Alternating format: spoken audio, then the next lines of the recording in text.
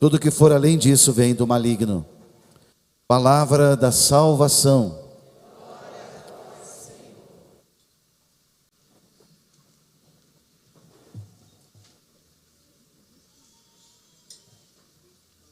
Queridos irmãos e queridas irmãs, vejo que tem alguns irmãos em pé. Se quiserem sentar, tem lugares aqui, cadeiras. Vocês que estão aí no cantinho, isso mesmo. Podem passar para o lado de cá. Isso.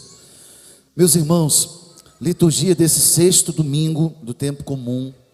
Continuamos lendo o Sermão da Montanha, O Sermão da Montanha. Começamos com as bem-aventuranças, domingo retrasado.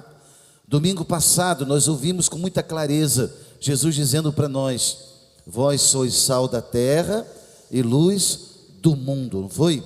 Pois hoje continuamos ouvindo mais um trecho desse capítulo 5 do Evangelho de São Mateus. O Sermão da Montanha é longo, são 3 capítulos, 5, 6 e 7. Portanto, hoje mais um trecho do capítulo 5, 20 versículos, trecho longo que acabamos de ouvir. Do que se trata esse trecho que acabamos de ouvir hoje? Se trata de vários aspectos, da nossa identidade cristã. A fisionomia de um cristão está aqui no Evangelho de hoje. E vamos abordar alguns deles aqui na nossa reflexão. O primeiro deles é sobre a palavra de Deus. A palavra de Deus a nosso respeito, ela vai se cumprir. O texto do Evangelho, Jesus formulou dessa maneira: antes que o céu e a terra deixem de existir, nenhuma só letra ou vírgula serão tiradas da lei, sem que tudo se cumpra. Nas criaturas, Deus colocou em cada uma delas a sua lei. Nas criaturas irracionais, são leis cegas, digamos assim, deterministas. Elas vão acontecer necessariamente no reino animal, no reino meramente animal, no reino vegetal, no reino mineral. É assim. As leis é que Deus, o legislador supremo, ele imprimiu no universo. Com relação a nós, Deus também colocou leis, só que ele nos entregou o poder de arbitrar sobre elas. Nós podemos dizer sim ou não a elas. Os outros animais não. Os outros animais precisam cegamente seguir os seus instintos. Nós temos uma coisa chamada liberdade. Nossa vontade, essa faculdade da nossa alma. A primeira é de conhecer as coisas, de iluminar. A outra é de decidir. Nós somos esses animais diferenciados. E Deus entregou para nós essa capacidade. Mas fato é que mesmo tendo liberdade de escolher ou não, Deus, nos seus desígnios eternos, Ele pensou num projeto de felicidade. Deus não pensou em ninguém para frustração. Deus não pensou em ninguém para uma derrota eterna. Deus não nos criou para um fracasso. Deus nos criou para sermos felizes. Quando Deus pensou em você, Ele pensou em dons, em talentos, num temperamento, em características únicas que só você tem. São desígnios eternos. Então a primeira palavra que hoje a gente vai considerar é essa. O céu e a terra vão passar, mas nenhuma dessas palavras vão deixar de se cumprir. Qual palavra? Quais palavras? Aquelas que Deus pensou a meu respeito.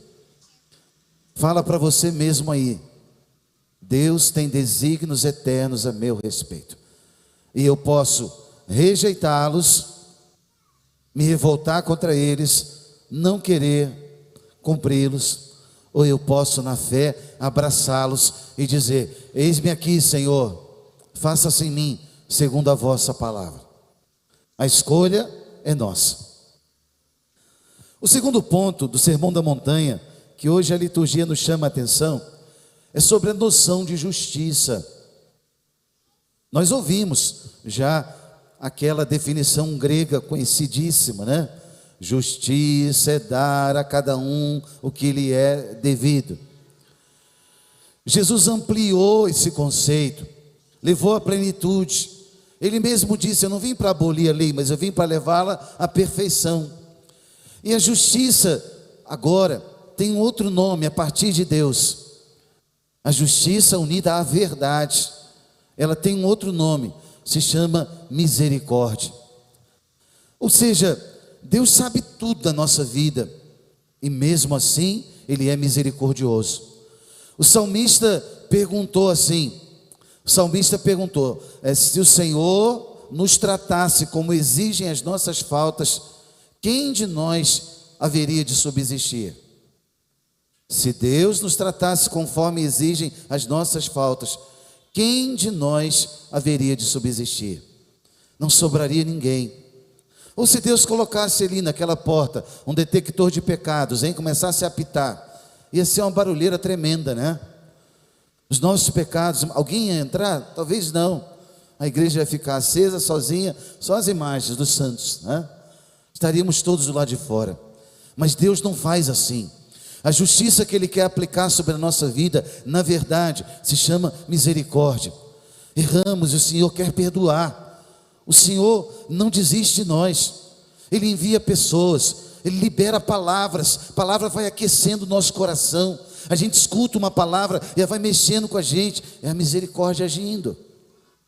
Reparem como na justiça de Deus, diferentemente dos escribas e fariseus do evangelho de hoje, não são aspectos exteriores, ou seja, o cumprimento da lei meramente pela lei. Não. Agora é no interior e é a ação da graça. Misteriosamente, silenciosamente, a graça de Deus vai nos movendo. Por isso, essa noção de misericórdia em outras palavras, é o amor de Deus que não desiste de nós. Pensa um pouquinho na sua vida. Não sei qual é a sua história, mas como Deus não desistiu de você, não desistiu de mim, e como Deus vai constantemente à nossa procura, vem à nossa procura pela sua misericórdia. O amor de Deus, Paulo diz, nos constrange. E muito amor.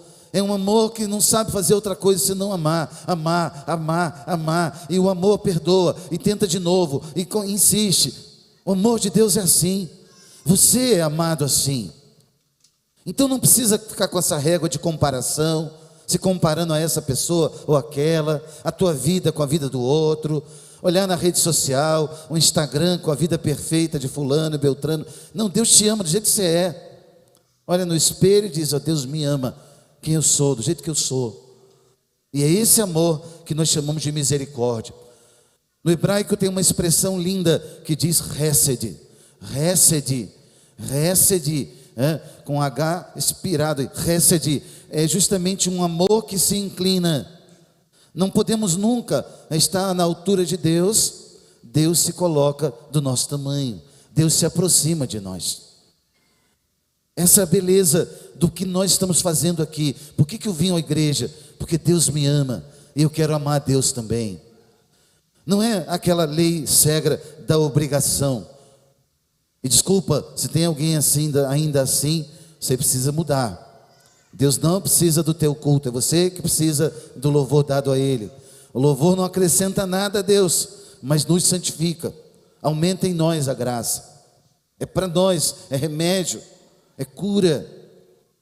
Por isso, repito, a justiça exterior, o cumprimento da lei, a regra religiosa externa, a justiça interior, a ação da graça. Vai falando para Deus na sua oração nessa manhã, diz, eu estou aqui, Deus, fala comigo nessa palavra, fala com Deus isso. Deus, eu quero o agir da tua graça na minha alma, para isso que eu estou aqui. Deus vai escutando silenciosamente a tua oração. Por isso a beleza dessa palavra. Bom, então a palavra de Deus vai se cumprir, a justiça de Deus tem misericórdia. A terceira palavra que nós aprendemos com o evangelho de hoje é sobre a qualidade do nosso culto. Qual é o culto que nós prestamos a Deus? O evangelho dizia assim, quando tu estiveres levando a tua oferta para o altar e te lembrares de que teu irmão tem alguma coisa contra ti, vai primeiro se reconciliar com teu irmão, depois você volta para trazer sua oferta. Reparem que Deus está falando conosco é que a oferta que chega no altar dele é a oferta de um coração reconciliado. Deus não é um balcão de negócios. Não dá para a gente ficar barganhando com Deus. O culto a Ele é soberano, onipotente, onipresente, onisciente. Ele é Deus. Então o culto que chega ao coração de Deus é o culto de um coração reconciliado. O altar do coração é esse aqui, é esse aí dentro do seu peito. E ele precisa estar reconciliado. Em outras palavras, eu quero dizer para você, o culto que vai agradar a Deus é aquele mesmo culto em que a palavra diz uma coisa e o coração vai junto. Não dá para dizer, oh Deus, eu te amo, eu não sei a minha vida, Deus é tudo para mim, mas você, meu irmão, não presta. Você, eu quero que você morra. Você, eu não sei o que. Você, ora, Deus, o Senhor é tudo para mim, mas e o irmão, que é a imagem semelhante de Deus? Vai primeiro se reconciliar com teu irmão, depois traz tua oferta para o altar.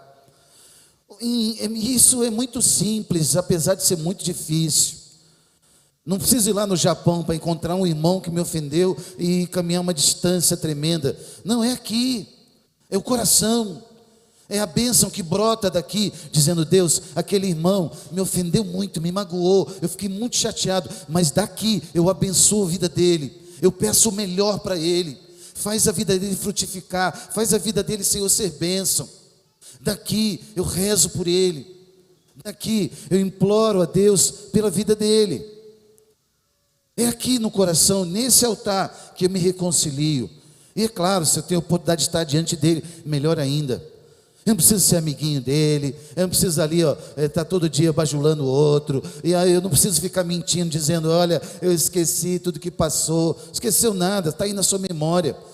Deus não quer falsidade, verdade. Deus quer a verdade. Por isso o culto que agrada a Deus é um culto de verdade. E daqui você já reza para aquela pessoa.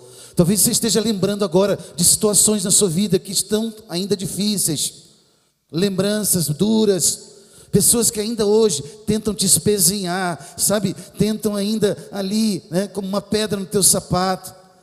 Pessoas que às vezes são aqueles anjos redentores que Deus permite para te colocar para rezar. Pois essa é a hora de você rezar por elas e dizer: Deus, abençoa essa pessoa, onde quer que ela esteja. Você conhece o nome, a vida, a história. Eu quero implorar a tua bênção de tudo o mal, Senhor, que ela tentou fazer contra mim. Eu quero te implorar que o Senhor multiplique em bênção sobre a vida dela. É assim que a gente vive como cristão. A gente não tem a lei aqui do talião, não tem o pagar com a mesma moeda, não. A nossa moeda é outra. A outra, a face da moeda que nós pagamos é essa, da reconciliação. Aqui, e começa dentro de nós. Depois, o quarto ponto da liturgia desse evangelho que eu queria chamar a atenção é sobre o adultério. Palavra que incomoda um pouco, a gente fica desconfortável. Pai falar para os filhos, irmão para o outro irmão, né? Mas Deus não tem desconforto de falar com a gente. A palavra dele é clara para nós. A palavra está explicando pedagogicamente que o pecado vai entrando pelos nossos sentidos, né? Já dizia lá o Aristóteles, o filósofo grego: nada há no intelecto que não tenha passado pelos sentidos, né? Os olhos são as janelas da alma, disse o poeta. Então a cobiça, o desejo desordenado, a concupiscência, toda essa inclinação para o mal entra pelos olhos.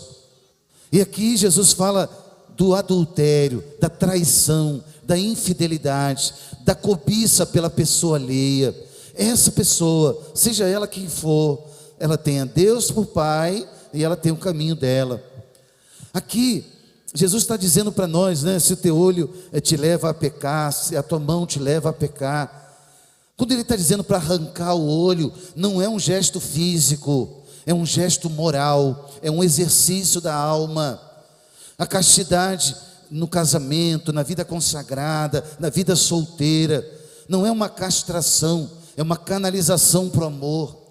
A gente naturalmente o homem ou mulher, a natureza humana, masculina ou feminina, e a gente é chamado ao amor, a gente se realiza amando, e a gente precisa canalizar a nossa potência sexual para o amor, não para ser uma mercadoria, não simplesmente para o desprezo, não para a banalização.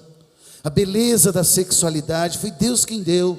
A minha sexualidade, eu sou homem, enquanto natureza humana masculina, toda a potencialidade eu preciso canalizar para o amor, amar a minha vocação, amar a minha escolha, amar o ministério que Deus me deu.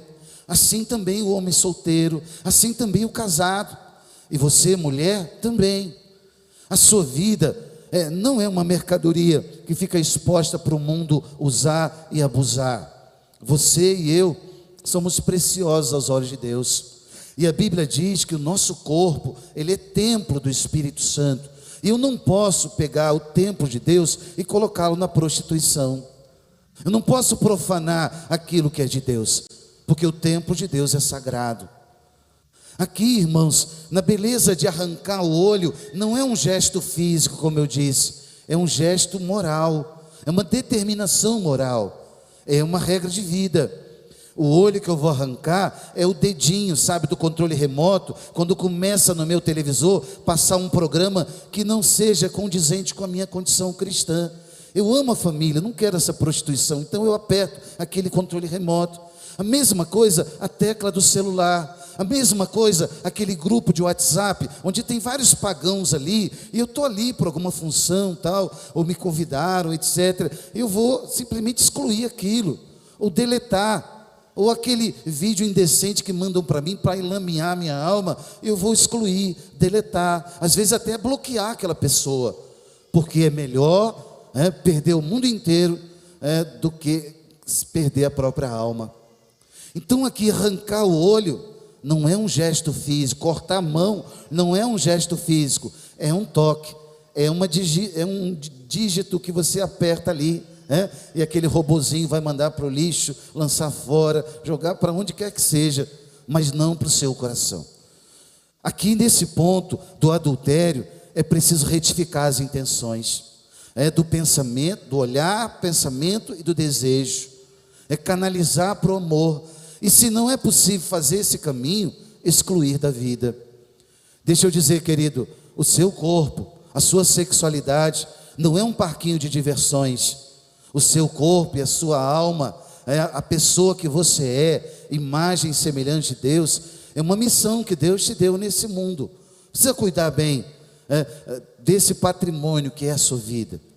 É claro que o mundo não vai dizer isso para você, não vai aparecer isso nos desfiles das escolas de samba, do bloquinho no bairro, na música hit do carnaval, claro que não, na indústria da moda.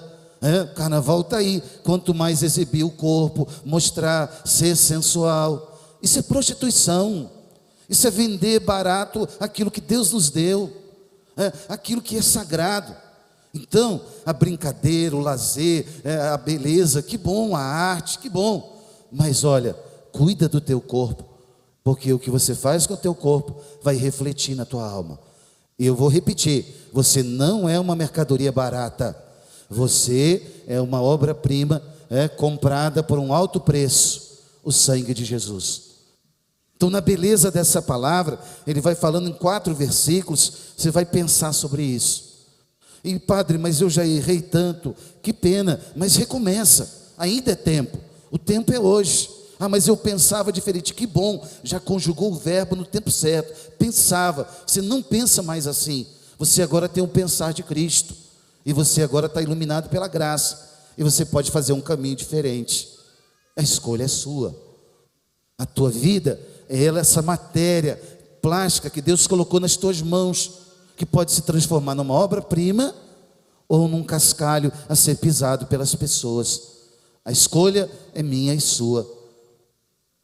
A última coisa que o Evangelho de hoje traz, além desses pontos todos, eu até me perdi quantos são, 6 pontos, né? O 6º ponto é sobre a palavra, que o teu sim seja sim, que o teu não seja não.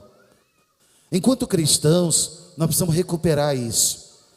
Deixa eu dizer, querido, presta atenção aqui, olha, As pessoas precisam olhar para você e confiar na tua palavra.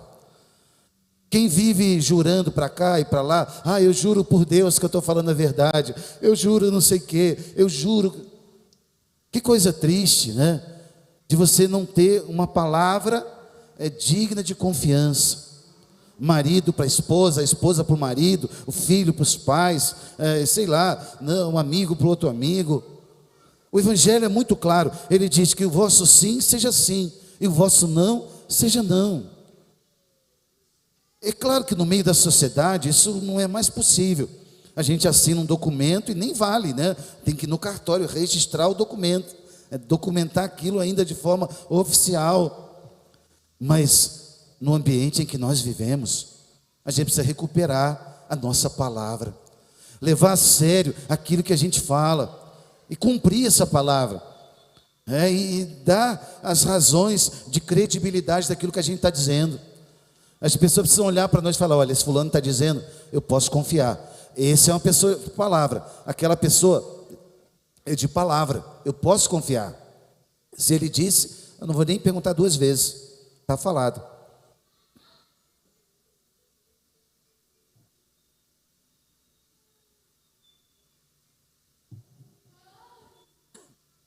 Como seria bom se a gente recuperasse isso? Como vai ser bom a gente levar isso a sério?